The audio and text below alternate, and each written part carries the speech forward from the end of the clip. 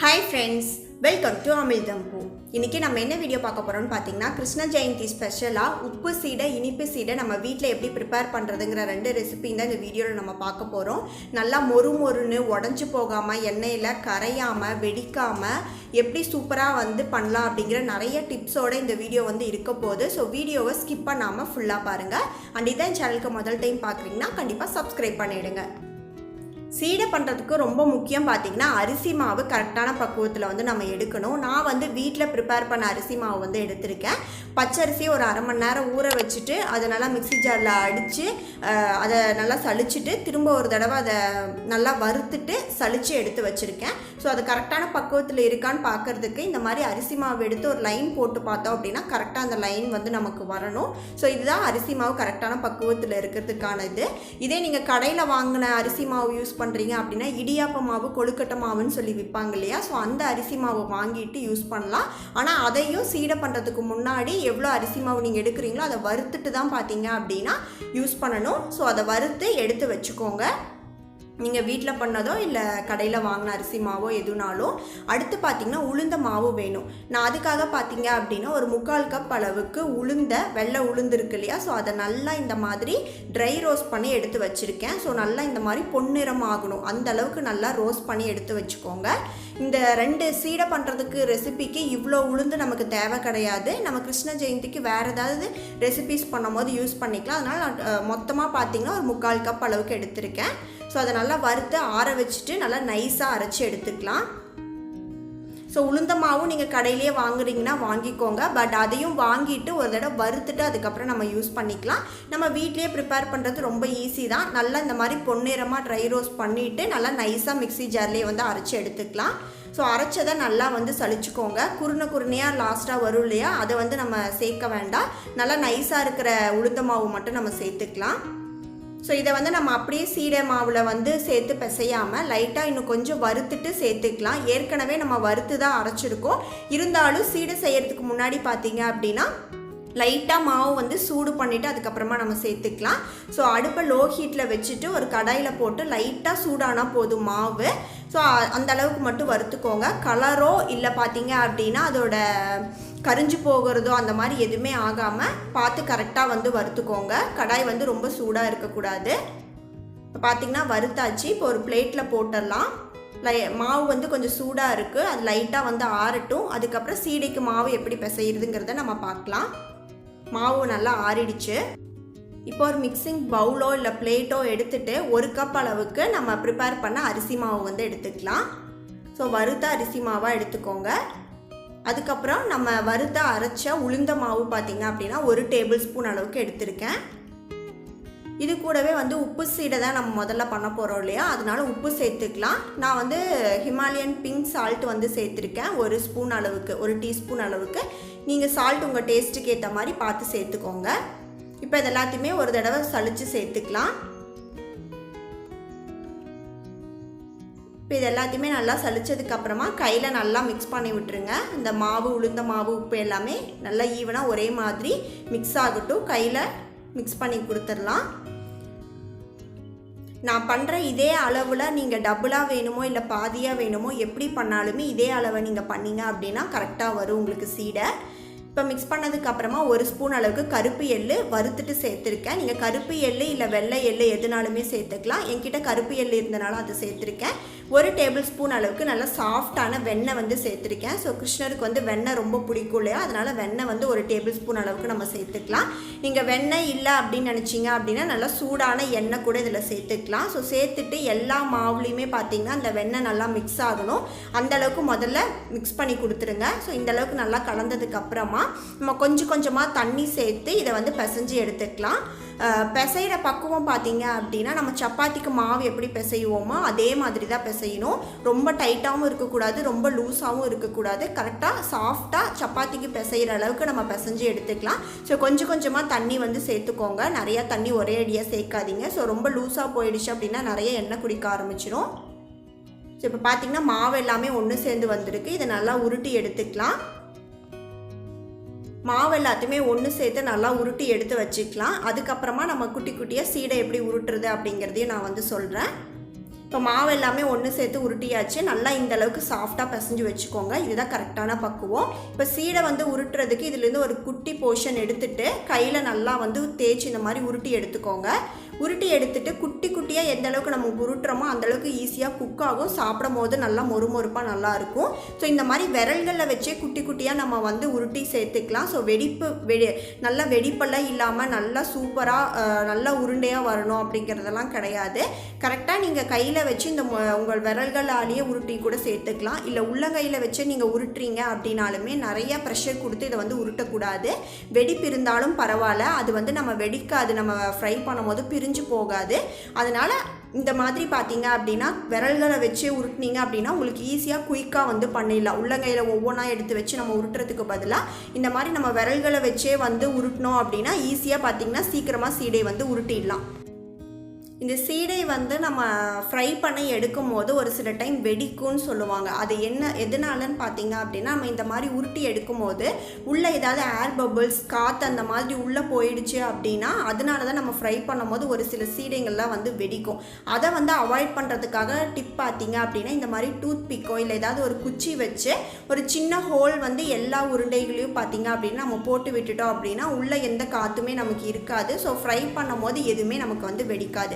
இப்போ பார்த்தீங்கன்னா எல்லா சீடையும் நான் வந்து உருட்டி எடுத்துட்டேன். குட்டி குட்டியாக முடிஞ்ச அளவுக்கு உருட்டிக்கோங்க. எல்லாத்தையும் அந்த டூத் பிக் வச்சு நான் குத்தியும் விட்டுட்டேன். சீடை எல்லாமே ஃப்ரை பண்ணுறதுக்காக பார்த்தீங்கன்னா கடாயில் எண்ணெய் ஊற்றி வச்சுருக்கேன். எண்ணெய் வந்து சூடாகிடுச்சான்னு பார்க்குறதுக்கு ஒரு சின்ன பீஸ் போட்டிங்க அப்படின்னா போட்ட உடனே எழுப்பி மேலே வரணும். கரெக்டான டெம்பரேச்சரில் இருக்க ஆயில்.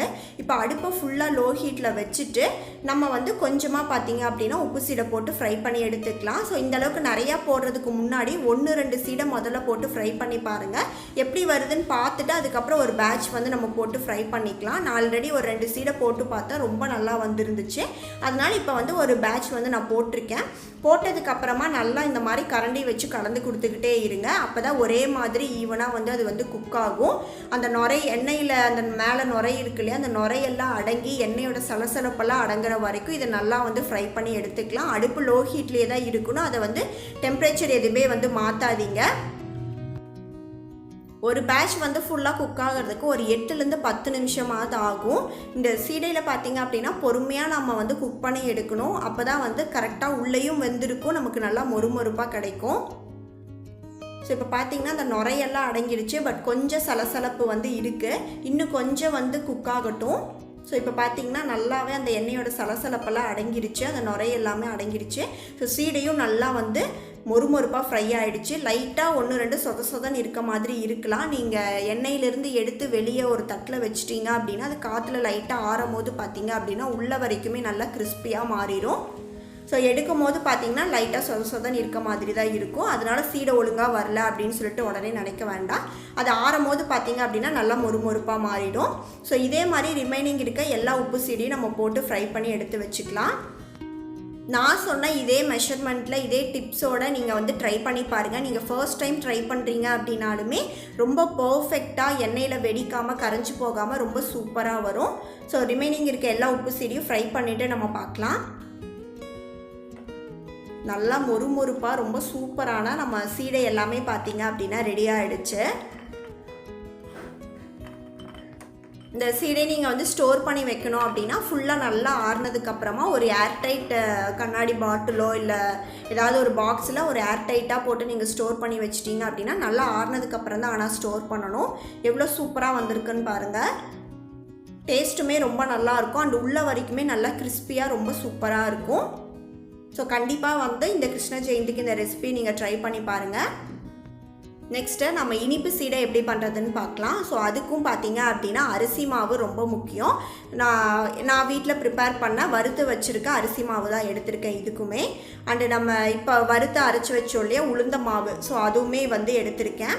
அண்ட் அது போக பார்த்தீங்க அப்படின்னா தேங்காய் 1 டேபிள் ஸ்பூன் அளவுக்கு தேங்காவை துருவிட்டு நல்லா ட்ரை ரோஸ்ட் பண்ணி வச்சுருக்கேன். இந்த மாதிரி பொன்னிறமாக வறுத்துக்கோங்க. நம்ம 1 கப் அளவுக்கு தான் வந்து இனிப்பு சீடையும் பண்ண போகிறோம். அதுக்கு 1/2 கப் அளவுக்கு வெல்லம் வந்து கரெக்டாக இருக்கும். நல்லா துருவிட்டு ஒரு 1/2 கப் அளவுக்கு மெஷர் பண்ணி எடுத்து வச்சுருக்கேன். ஸோ இதெல்லாம் தான் பார்த்தீங்க அப்படின்னா இனிப்பு சீடைக்கு தேவை. இது போக 2-3 பொருள் தேவை. அதை ஆட் பண்ணும்போது நான் வந்து உங்களுக்கு சொல்கிறேன். மாவு பிசைகிறதுக்கு முன்னாடி நம்ம வெல்லத்தை கரைச்சி எடுத்துக்கலாம். ஸோ அடுப்பில் கடாய் வச்சுட்டு ஒரு அரை கப் அளவுக்கு வெல்லம் எடுத்துருக்கோம் இல்லையா, அதுக்கு அரை கப் அளவுக்கு தண்ணி வந்து சேர்த்துருக்கேன். நமக்கு கம்பி பதம் அந்த மாதிரி எதுவுமே தேவையில்லை. அந்த வெல்லம் வந்து அந்த தண்ணியில் கரைஞ்சால் மட்டும் நமக்கு போதும். நம்ம வடிகட்டிட்டு நம்ம மாவில் சேர்த்து பிசைஞ்சிக்கலாம். இப்போ பார்த்திங்கன்னா நம்ம துருவி சேர்த்துருக்கறனால வெல்லம் ஈஸியாக சீக்கிரமாக கரைஞ்சிருச்சு. ஸோ இப்போ அடுப்பை ஆஃப் பண்ணிவிட்டு இப்போ நம்ம இனிப்பு சீடைக்கு எப்படி மாவு வந்து பிசையலாம் அப்படிங்கிறத நம்ம வந்து பார்க்கலாம். மிக்ஸ் பண்ணுறதுக்கு ஒரு தட்டை எடுத்துகிட்டு நம்ம வறுத்து வச்சுருக்க 1 கப் அளவுக்கு அரிசி மாவு சேர்த்துக்கலாம். வறுத்து அரைச்சி வச்சுருக்க 1 டேபிள் ஸ்பூன் அளவுக்கு உளுந்த மாவு. ஸோ உப்பு சீடைக்கு எவ்வளோ சேர்த்தோமோ அதே அளவுக்கு தான் இதுக்கும் சேர்த்துருக்கேன். ஸோ இது வந்து இனிப்பு சீடைங்கிறதுனால உப்பு நிறையா சேர்க்கக்கூடாது. ஸோ ஒரு பிஞ்ச் அளவுக்கு மட்டும் நம்ம பார்த்திங்க அப்படின்னா உப்பு சேர்த்துக்கலாம். நான் பிங்க் சால்ட் வந்து சேர்த்துருக்கேன். இதை வந்து நல்லா பார்த்திங்கன்னா சளிச்சிட்டு நம்ம வந்து சேர்த்திக்கலாம். சளிச்சதுக்கு அப்புறமா பார்த்திங்க அப்படின்னா அரிசி மாவு, அந்த உளுந்த மாவு, உப்பு எல்லாமே ஒரே மாதிரி மிக்ஸ் ஆகிறதுக்கு கையில் முதல்ல நல்லா மாவை வந்து கலந்து கொடுத்துருங்க. ஒரே மாதிரி நல்லா ஈவனாக மிக்ஸ் ஆகட்டும். அதுக்கப்புறம் நம்ம என்னென்ன பொருள் சேர்க்கலாங்கிறதையும் நான் சொல்கிறேன். இப்போ நல்லா மிக்ஸ் பண்ணதுக்கு அப்புறமா பார்த்திங்கன்னா வறுத்து வச்சுருக்க ஒரு அரை ஸ்பூன் அளவுக்கு கருப்பு எள்ளு வந்து சேர்த்துருக்கேன். நீங்கள் வெள்ளை எள்ளு கூட சேர்த்துக்கலாம். அதுக்கப்புறமா நம்ம வறுத்து வச்சுருக்க 1 டேபிள் ஸ்பூன் அளவுக்கு தேங்காய் துருவல் வந்து சேர்த்துக்கலாம். இந்த மாதிரி நல்லா பொன்னிறமாக வறுத்து சேர்த்துக்கோங்க, அப்போ தான் நல்லாயிருக்கும். ஸோ இதை முதல்ல நல்லா மிக்ஸ் பண்ணி கொடுத்துருங்க. இதில் பார்த்திங்க அப்படின்னா நெய் வந்து சேர்க்கலாம், இல்லை வந்து வெண்ணெய் வந்து சேர்க்கலாம். அப்படி இல்லை அப்படின்னா சூடான எண்ணெய் வந்து சேர்க்கலாம். 1 டேபிள் ஸ்பூன் அளவுக்கு எது சேர்த்தாலுமே. நான் வந்து 1 டேபிள் ஸ்பூன் அளவுக்கு நெய் வந்து சேர்த்துருக்கேன். ஏன்னா நம்ம வெல்லம், தேங்காய், அரிசி மாவு அது கூட நெய் சேர்த்து பண்ணும் போது இன்னுமே டேஸ்ட்டு நல்லாயிருக்கும் அப்படிங்கிறனால நெய் சேர்த்துருக்கேன். ஸோ சேர்த்துட்டு அதே மாதிரி மாவில் எல்லா சைடுமே அந்த நெய் படுற மாதிரி நம்ம முதல்ல பரட்டி விட்டுடலாம். மாவு பார்த்திங்கன்னா எல்லா சைடுமே பிசைஞ்சாச்சு. நம்ம வெல்லம் தண்ணி வந்து ரெடி பண்ணோம் இல்லையா, அதை வச்சு தான் மாவு வந்து பிசைய போகிறோம். ஸோ கொஞ்சம் கொஞ்சமாக சேர்த்து சப்பாத்தி மாவு பதத்துக்கு இதை வந்து பிசைஞ்சு எடுத்துக்கலாம். ஸோ ரொம்ப கெட்டியாகவும் இருக்கக்கூடாது, வெல்லம் வந்து ரொம்ப அதிகமாகவும் சேர்த்துடக்கூடாது. வெல்லம் அதிகமாக சேர்த்திங்க அப்படின்னா நம்ம இதை வந்து ஃப்ரை பண்ணி எடுக்கும் போது அது எண்ணெயிலே கரைஞ்சி போயிடும்.